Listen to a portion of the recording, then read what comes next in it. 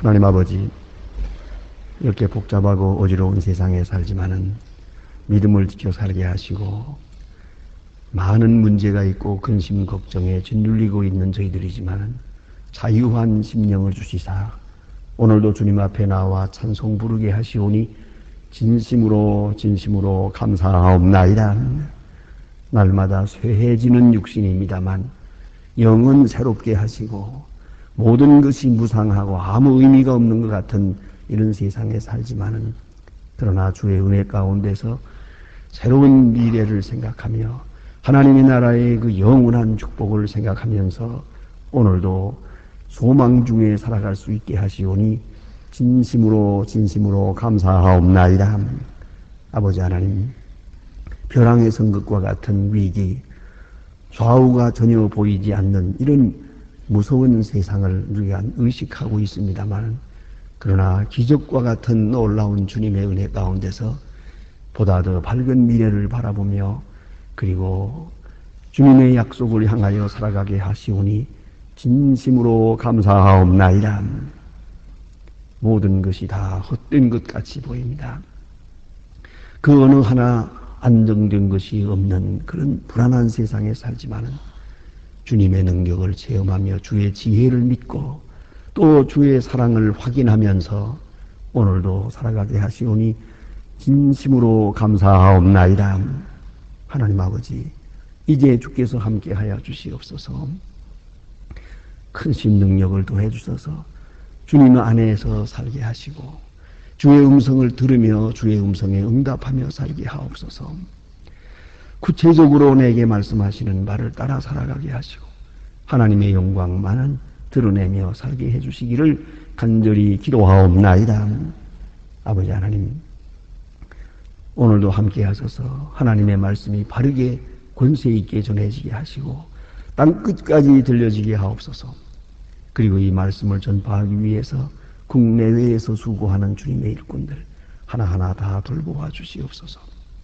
주의 말씀과 권능과 능력으로 함께 하사 모든 사람이 이 말씀 안에서 새로워지고 말씀의 능력 가운데서 중생함을 얻게 해주시기를 기도하옵나이다.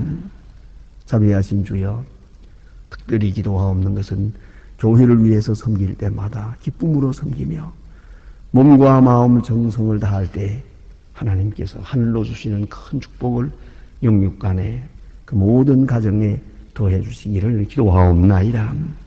소망의 식구들, 그 가정들, 그 자녀들, 그 기업에 한량없는 은사를 더하여 주시옵소서.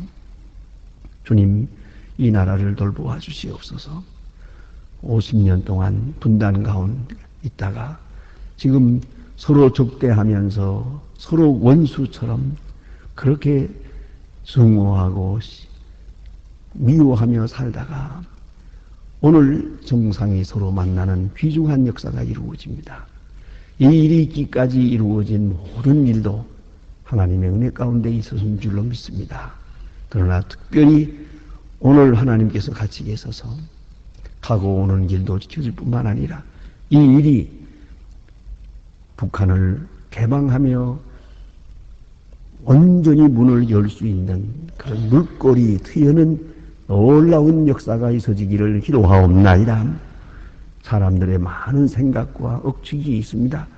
또 많은 계획도 있습니다만은 이런 일들은 다 무산되게 하시고 아는 중에 모르는 중에 하나님의 귀한 역사가 그대로 나타날 수 있게 하소서. 예상보다 크고 계획보다 놀라운 역사로 남북이 온전히 하나 되는 역사가 있어지기를 기도하옵나이다.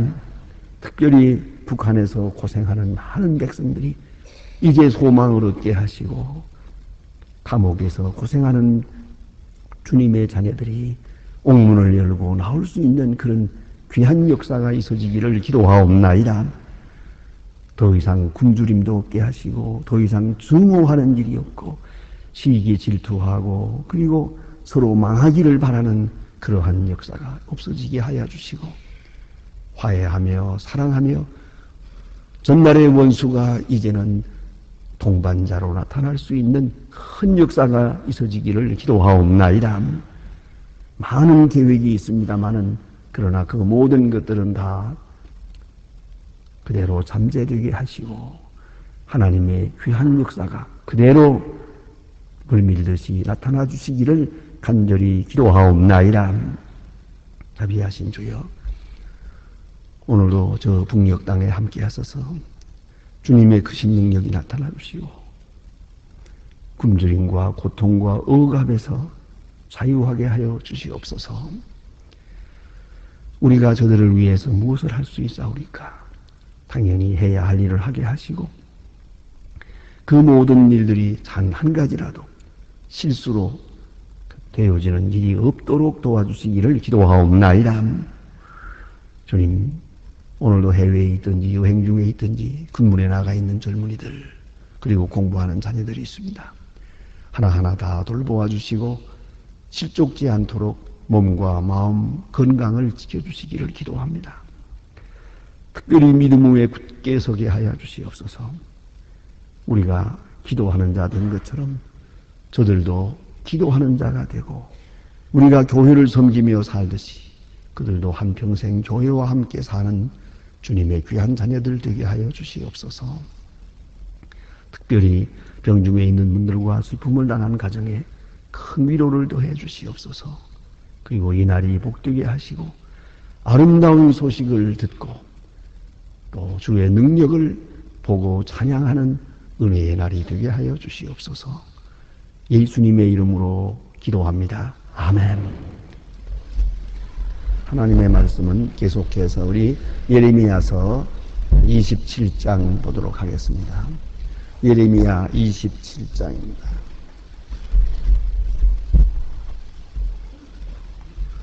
예레미야 27장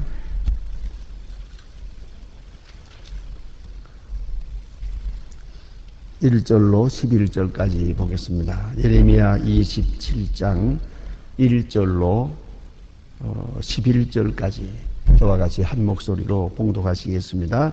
유다왕 요시야의 아들 여호야김이 즉위한 지 오래지 아니하여서 예루살렘 말씀하시고 나세르미야에게 이르시니라.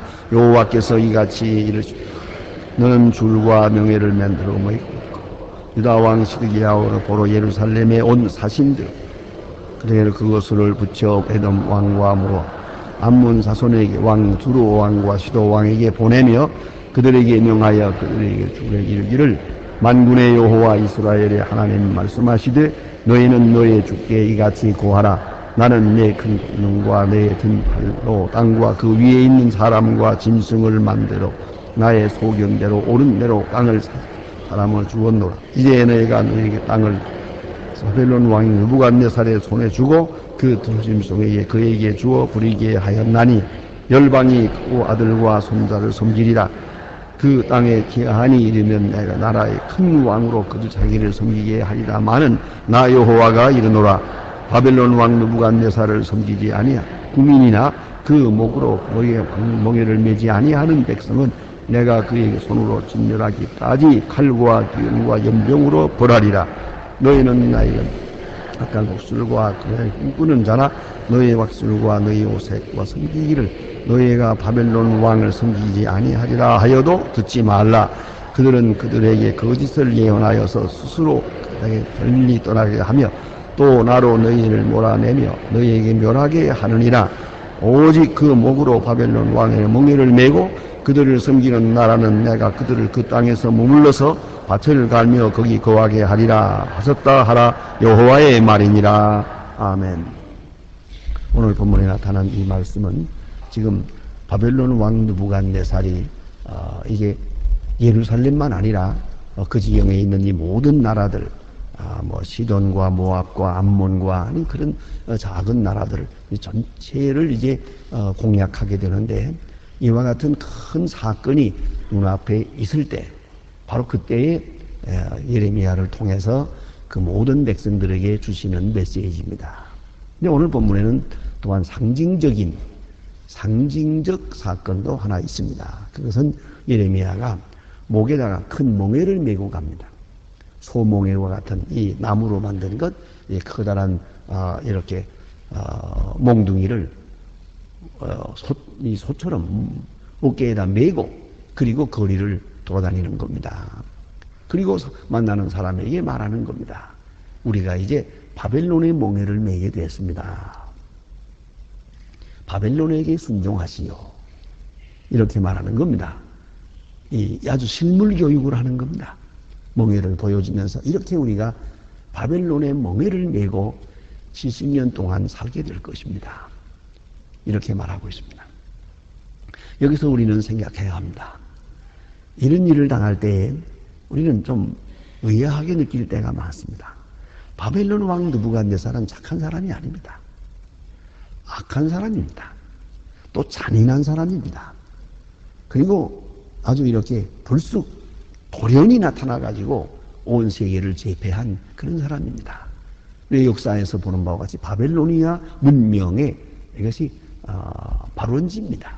바벨론입니다. 느부갓네살 왕. 대단한 사람입니다. 그런데 어떻게 이런 일이 있었을까 하는 것입니다. 왜냐하면 우리는 이 나라가 다스려져. 이렇게 할 때 선한 사람이 늘 힘을 얻고 선한 사람이 왕이 되고 선한 사람이 권세를 얻어서 다스려 주기를 바랍니다. 그 우리의 소원입니다. 그렇지 않습니까? 착하고 선한 사람, 존경할 만한 사람, 우리가 신뢰할 수 있는 그런 아주 높은 도덕성을 가지고 그 의로운 사람이 위에 서서 그가 왕이 되고 그가 다스려주고 우리 온 백성은 그 밑에서 왕을 섬기면서 편안한 마음으로 자유하게 살아가길 바라는 것이 우리의 소원이 아닙니까? 이것이 바로 샬롬입니다. 아주 의로운 질서가 이루어지는, 의로운 통치가 이루어지는 그런 사회를 말합니다. 그러나 이것은 백성들이 하나님 앞에 의로울 때, 하나님의 뜻을 쫓아 살 때만 이루어질 수 있는 겁니다. 그걸 잊지 말아야 합니다. 그러니까 백성들이 죄악에 빠지고 우상을 섬기고 하나님의 뜻을 떠날 때는 주권자가 은혜의 상징으로 주어지는 게 아니라 심판의 상징으로 주어집니다. 그걸 알아야 합니다. 우리는 이것을 잊어버릴 때가 많습니다. 우리를 다스리는 분, 우리 위에 있는 권세가 이것이 우리를 보호하는 거예요. 그 권세가 얼마나 좋은, 그 밑에서 우리가 편안한 것이거든요. 믿고 안심하고요. 그러나 그렇지 못할 때가 있어요. 자, 이제 보세요. 이제 비근한 예로서 여러분 거리에 다닐 때 순경을 반가워합니까? 싫어합니까? 가능하면 그저 안 만났으면 좋겠습니까? 그건 당신은 좋지 않은 사람이에요. 순경을 반갑게 대할 수 있어야 되거든요. 그것이 문제예요. 오늘 우리가 불의의 길로 갈 때, 잘못할 때, 또 뭐 교통법규를 어길 때 그런 사람은 순경 보기 싫죠. 그래서 안 봤으면 좋겠죠. 순경 보는 날은 재수 없죠. 그거죠. 그러나 여러분 생각해 보세요. 이 순경이 없고 그들이 질서를 우리에게 지켜주지 않으면 우리가 어떻게 살겠어요? 특별히 가끔 우리 그런 생각을 합니다. 이 차를 타고 지나가다가 이게 십자거리가 있는데 여기 강남에 그런 게 많죠. 좀 차가 많을 때는 아주 경목이 되거든요. 꼭 매여가지고 차가 가도 오도 못해요. 신호등만 가지고는 안 돼요. 그건 우리가 아직도 교통법규를 잘 못 지키기 때문에 이게 언제나 푸른 신호를 조심해야 되는데 저쪽까지 그 사각지대에 건너가야 되는데 건너가기 전에 중간에 서면 안 되거든요. 이유 없어요. 그러면 이건 외국에서는 절대 안 됩니다. 이제는 우리나라도 뭐 그거를 상당히 많은 벌금을 물리겠다고 그렇게 나옵니다만은 그래야 됩니다. 그런데 그래서 뻔히 앞에 더 이상 못 가는 걸 알면서도 자꾸 가서 차를 박아요. 그래가지고 이 땅 맥히면은 뭐 신호는 또 붉은 신호는 푸른 신호는 돌아가나 마나 차들은 그냥 맥혀가지고 꼼짝을 못 하는 거예요. 이럴 때는 지나가다가도 한마디 하게 돼요. 순경 어디 갔나? 도대체 뭘 하고 있나? 이런데 순경 좀 나타나가지고 좀 이렇게 저 사람들 딱지를 떼든지 벌금을 내든지 저거 잘못하는 사람들 조금 저걸 이렇게 다스려 줘야 이게 길이 열리겠는데 얼마나 순경이 아쉬운지 몰라요. 너무 오랫동안 순경이 안 오면 지나가던 택시 운전사라도 차를 세워놓고서 택시기사가 앞에 서서 이래를 할 때가 있다고요. 자, 읽어보세요. 이렇게 잘못하는 사람에게는 이 순경이 얼마나 좋습니까?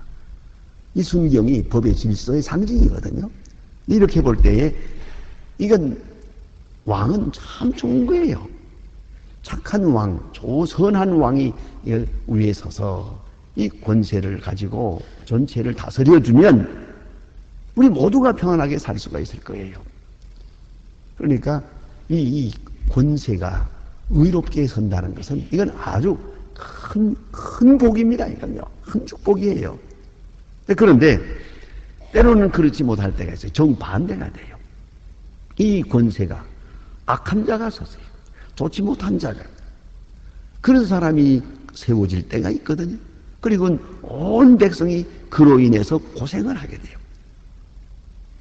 우리가 잘 아는 바와 같이 히틀러라든가 동조라든가 우리가 잘 아는 스탈린이라든가 이런 사람들이 있잖아요. 그 한 사람, 그 악한 사람 요새 와서는 정신병자라고까지 말하는데 아주 그런 사람들이 딱 위에 서가지고 말이에요. 그래가지고 얼마나 많은 어려움을 주도 수십 년 동안 또 러시아 같은 건 70년 동안 고생을 합니다. 그래 많은 고생을 하더니만 그 왜 이런 일이 있습니까? 하는 거예요. 그것은 불의한 길에 하나님의 뜻을 떠나서 행한 사람들에게 대한 하나님의 심판이에요.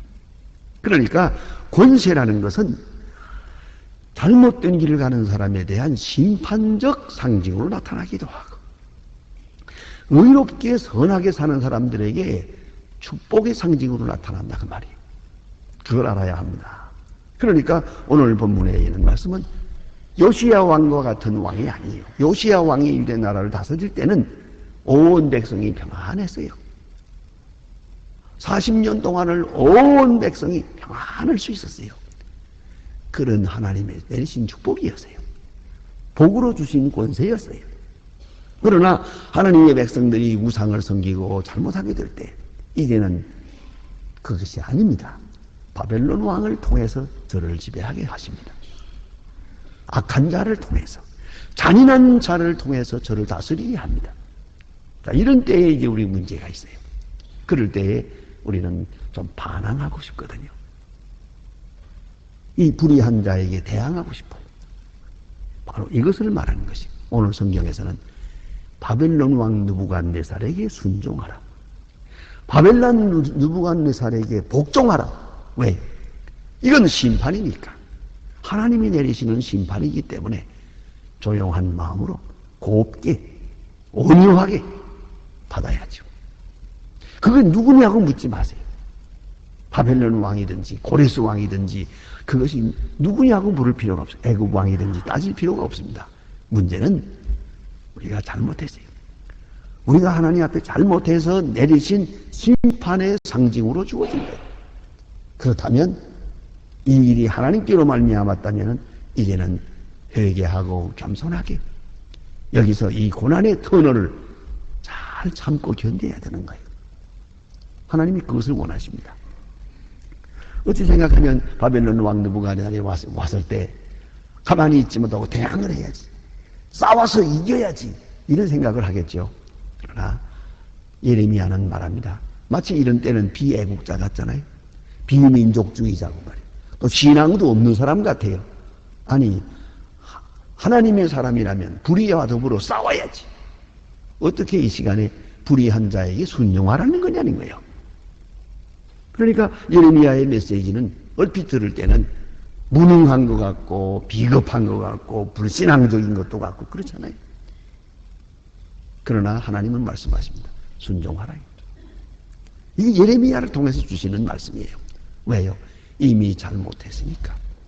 이미 하나님 앞에서 떠났기 때문에 하나님께서 진노의 책직으로 심판으로 쓰시는 것이니까 이제 바벨론 왕 앞에 조용히 순종하라. 그 순종이 회개거든요. 이걸 알아야 합니다. 회개가 뭡니까? 회개는 우리는 잘못됐다 하고 뉘우치는 것만 회개인 줄 알아요. 아닙니다. 이 회개로 인해서 내게 지금 이 죄로 인해서 내게 타성이 생겼거든요. 이 잘못된 죄악성을 다 빼버려야 돼요. 이 찌꺼기를 다 빼버리기 위해서는 상당한 시간이 걸려요. 회개는 그 마음 속에서 이루어지는 것은 일시적으로 나타나지만 그 성품 속에, 그 생활 속에, 그 습관 속에 깊이 들어있는 악성을 빼버리는 데는 상당한 시간이 걸려요. 그걸 알아야 합니다. 그런 거로 우리는 내가 잘못됐을 때 회개하면서 이게 내 죄의 대가로서 이루어지는 모든 일에 대해서는 잘 견뎌야 돼요. 억울한 말도 견뎌야 되고, 고통도 견뎌야 되고, 가난도 견뎌야 되고, 질병도 견뎌야 되는 게예요. 우리의 심령은 하나님께 향하고 온유 겸손한 마음으로, 회개한 마음으로 이 고난을 참아야 되는 거예요. 회개는 이 생활 속에서 하는 거예요. 상당한 기간 동안 회개의 기간이 필요하거든요.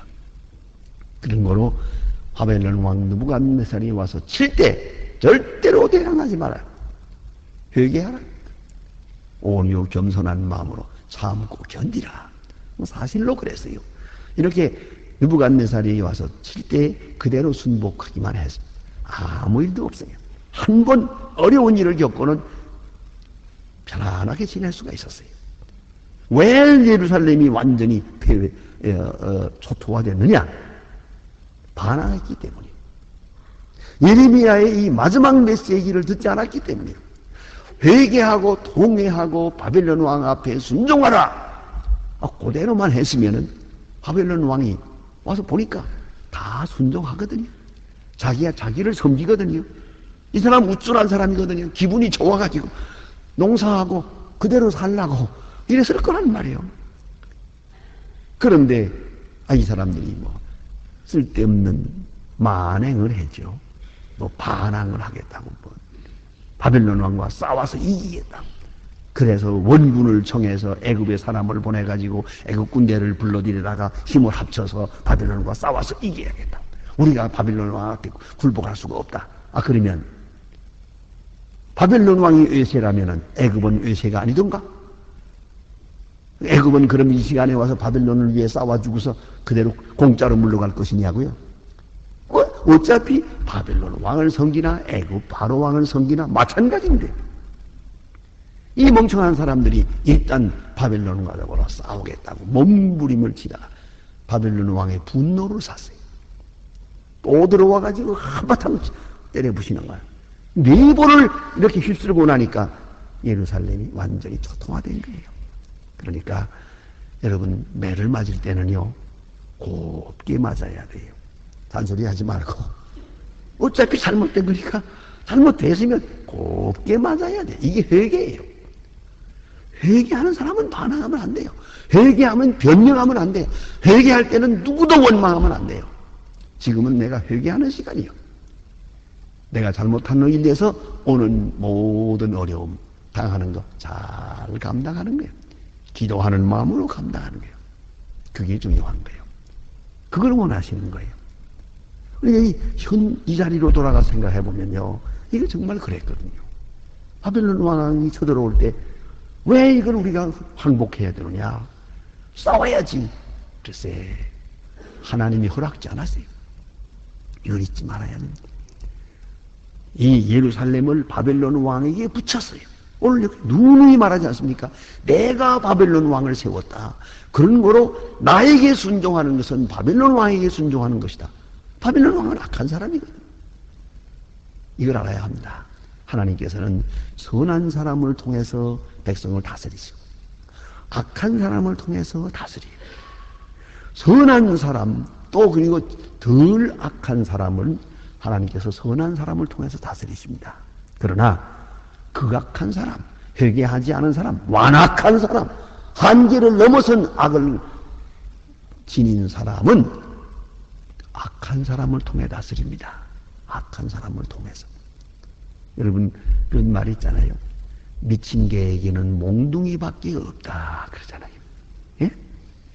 미친 개를 말로 다스리겠어요? 미친 개를 좋은 음식 주어가면서 다스리겠냐고요? 그건 아니에요. 오늘 이 악이 끝에 갔어요. 악이 끝에 가서 관용했을 때는 이제 하나님께서 몽둥이를 치시는 거예요. 이걸 알아야 돼요. 그래서 사랑하는 자에게 하나님께서 은혜를 베풀어 주시지만은 은혜로 다스릴 때가 있는가 하면 때로는 그 은혜 위에 율법으로 다스린단 말입니다. 그러므로 여러분 우리가 이 현실적으로 생각해 봅시다. 하나하나 우리 생각할 때 우리 앞에 어려운 일이 있어요.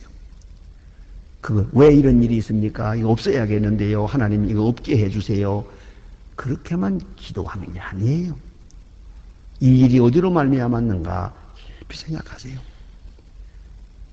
나에게 손해를 입히는 사람 원망하지 마세요. 나를 괴롭히는 사람, 그 사람을 대항해서 미워할 생각하지 마세요.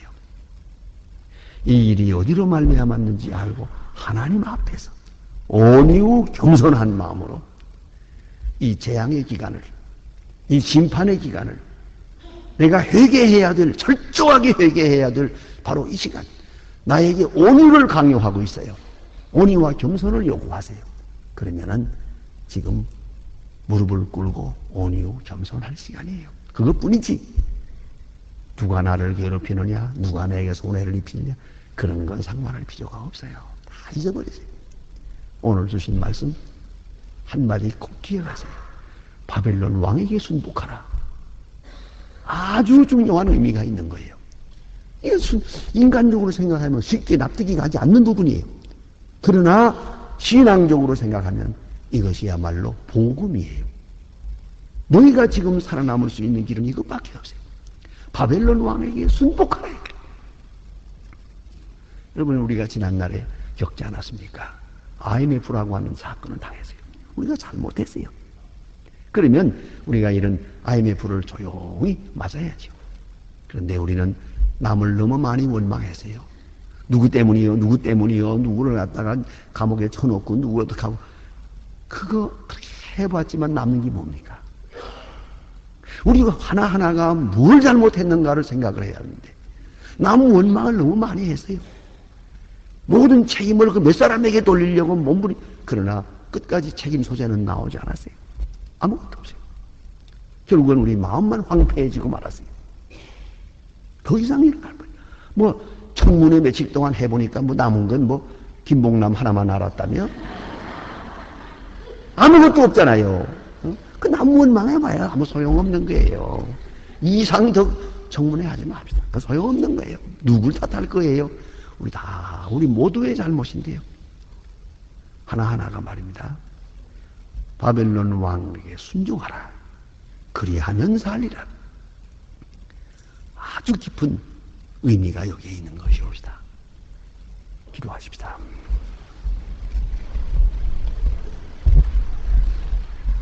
특별히 오늘은 우리 남북회담 이루어지는 날입니다. 가시는 길, 오는 길. 지금 평양의 물결이, 아주 환영의 물결이 지금 가득하다고 합니다. 여러분, 평양에 가보시면 평양에는 우리처럼 생화를 사용하지 못해요. 생화가 없습니다.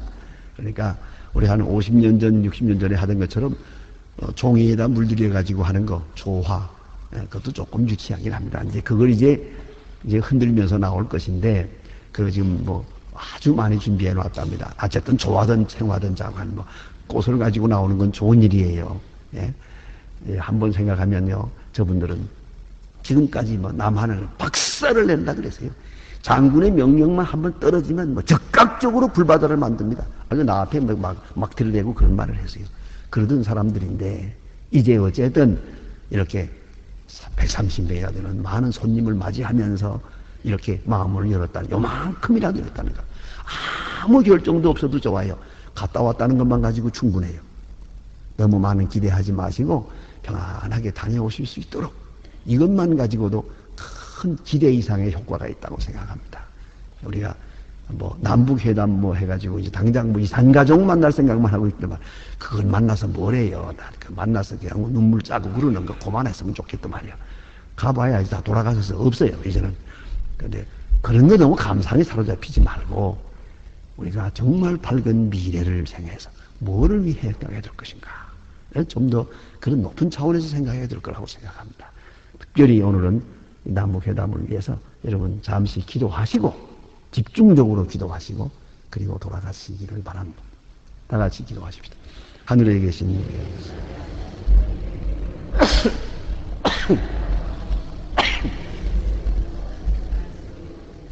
오늘날 우리에게 일용할 양식을 주옵시고 우리가 우리에게 죄진 자를 사해 준 것 같이 우리 죄를 사해 주옵시고 우리를 시험에 들게 하지 마옵시고 다만 악에서 구하옵소서. 내게 나라와 권세와 영광이 아버지께 영원히 있사옵나이다. 아멘.